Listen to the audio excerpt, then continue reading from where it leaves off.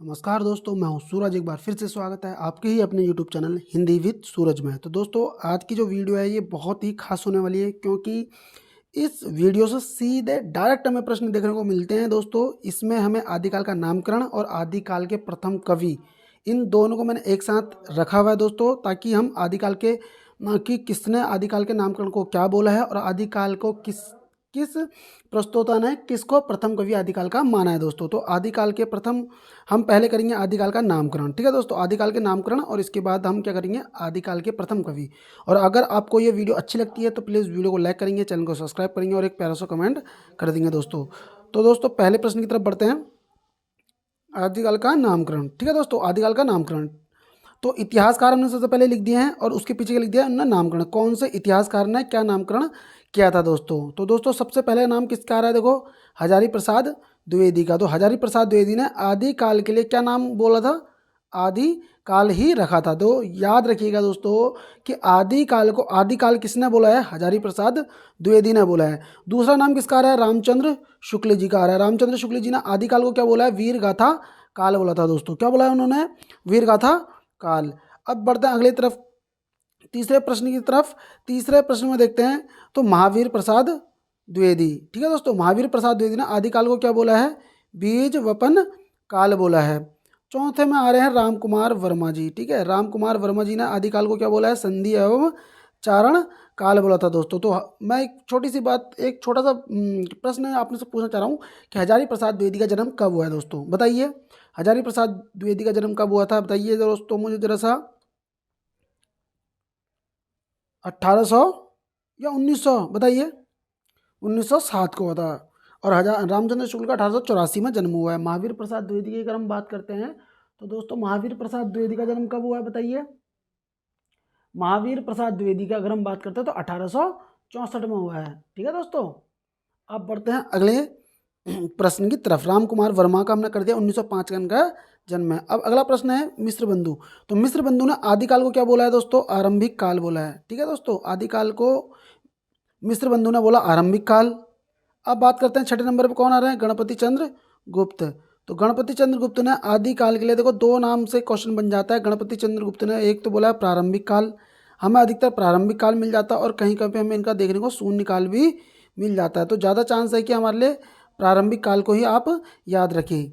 सातवें नंबर पे कौन आ रहे हैं, विश्वनाथ प्रसाद मिश्र। ठीक है दोस्तों, विश्वनाथ प्रसाद मिश्र ने क्या बोला, आदिकाल को वीरकाल। अब एक चीज़ मैं तुम्हें बता देता हूँ, देखो एक मिनट थोड़ा ध्यान दीजिए।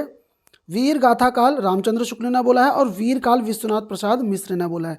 ये थोड़ा सा यहाँ पे ना हमें थोड़ा सा ध्यान देने वाली चीज़ है। ठीक है, वीर गाथा काल रामचंद्र शुक्ल, वीर काल विश्वनाथ प्रसाद मिश्र ने बोला था दोस्तों।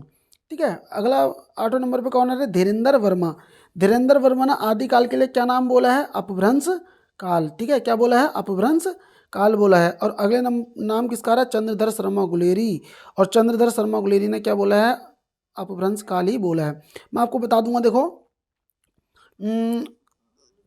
बच्चन सिंह, देखो बी सी और डी, बच्चन सिंह, चंद्रधर शर्मा गुलेरी, धीरेन्द्र वर्मा, इन तीनों ने बी सी डी, इन तीनों ने आदिकाल को क्या बोला है, अपभ्रंश काल बोला है। और ऐसे याद कर सकते हैं, ए बी सी डी मतलब अपभ्रंश काल बोलने वाले, आदिकाल को अपभ्रंश काल बोलने वाले बच्चन सिंह, ठीक है, चंद्रधर शर्मा गुलेरी और धीरेन्द्र वर्मा। मैं ऐसे याद रखता हूँ, ए बी सी डी। आदिकाल को अपभ्रंश वाले बोलने वाले बच्चन सिंह हैं, चंद्रधर शर्मा गुलेरी हैं और धीरेन्द्र वर्मा हैं।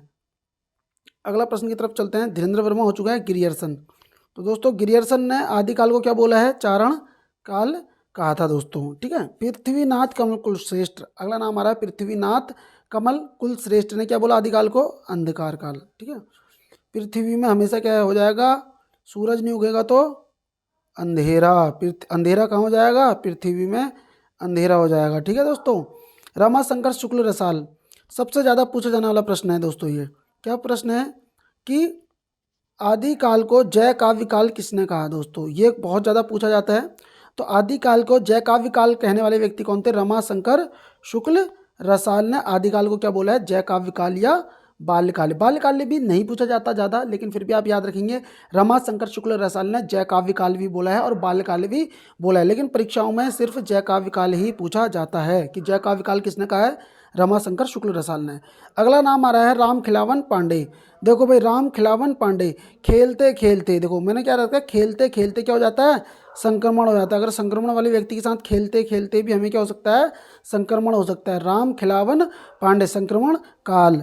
अगला नाम आ रहा है मोहन अवस्थी का। किसका नाम आ रहा है दोस्तों, 14 नंबर पे कौन आ रहे हैं, मोहन अवस्थी। मोहन अवस्थी ने आदिकाल को क्या बोला है, आधार काल। मोहन अवस्थी ने क्या बोला है आदिकाल को, एक मिनट, मोहन अवस्थी ने आधार काल को बोला है, आदिकाल को बोला है आधार काल। अब अगला नाम आ रहा है शंभुनाथ का। शंभुनाथ हो गया ये गलती से, लेकिन आपको याद रखना है शंभुनाथ।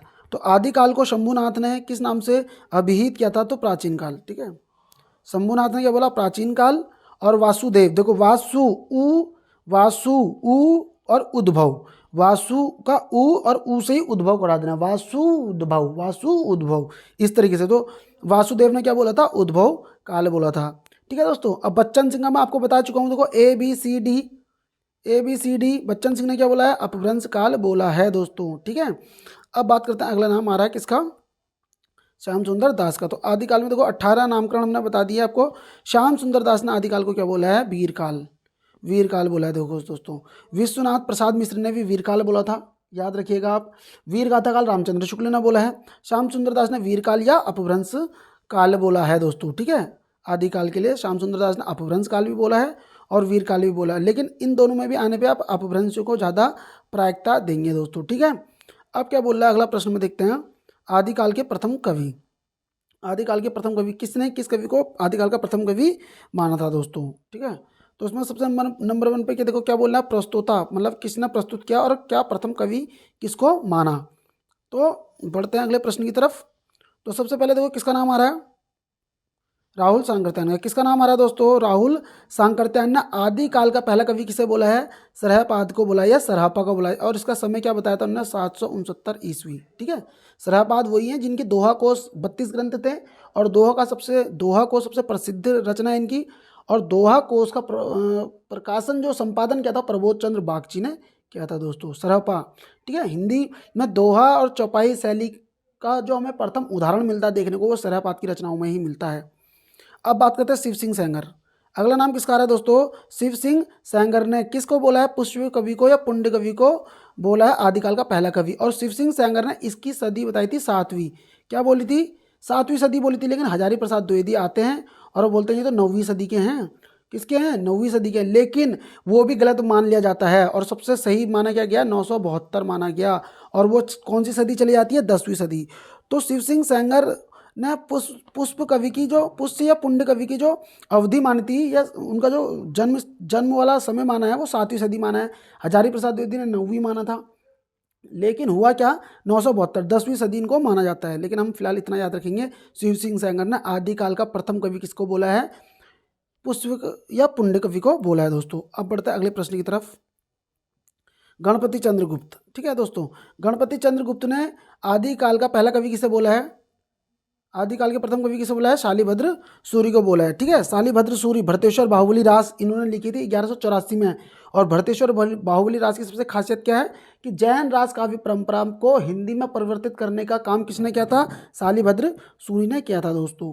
अगला प्रश्न आ रहा है, राम कुमार वर्मा ने आदिकाल के पहले कवि किसे बोला है, राम कुमार वर्मा ने आदिकाल का किसको बोला है, स्वयंभू को बोला है, 783 ईस्वी। ठीक है, इनका जन्म क्या है, 783 ईस्वी माना गया।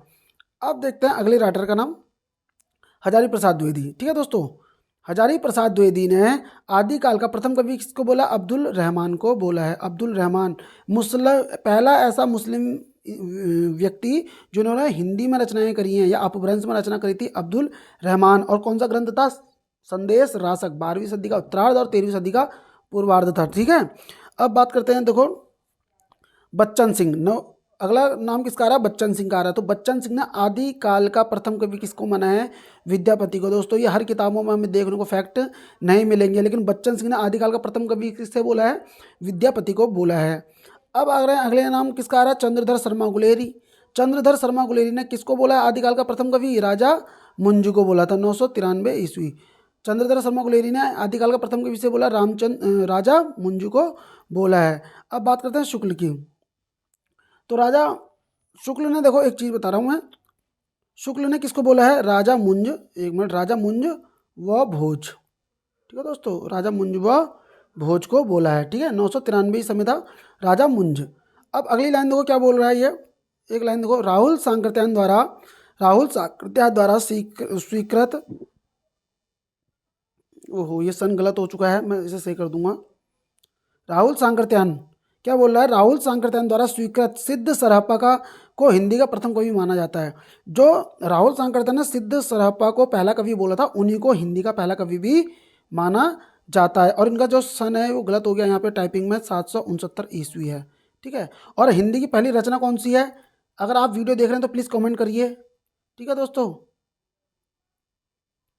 कमेंट में मुझे बताएंगे कि हिंदी की पहली रचना कौन सी है और उसके लेखक कौन है, ठीक है। अगर आप पूरी वीडियो देख रहे हैं तो प्लीज़ कमेंट करिए कि हिंदी का पहला कवि तो सरहप्पा है, और हिंदी की पहली रचना कौन सी मानी जाती है, आप कमेंट करके बताइए और उनका लेखक भी बताइए। तो आशा करता हूँ दी गई जानकारी आपको अच्छी लगी होगी। अगर ये जानकारी आपको अच्छी लगी है, वीडियो आपको अच्छी लगी है, तो प्लीज़ वीडियो को लाइक करेंगे, चैनल को सब्सक्राइब करेंगे, और मिलते हैं नेक्स्ट वीडियो में।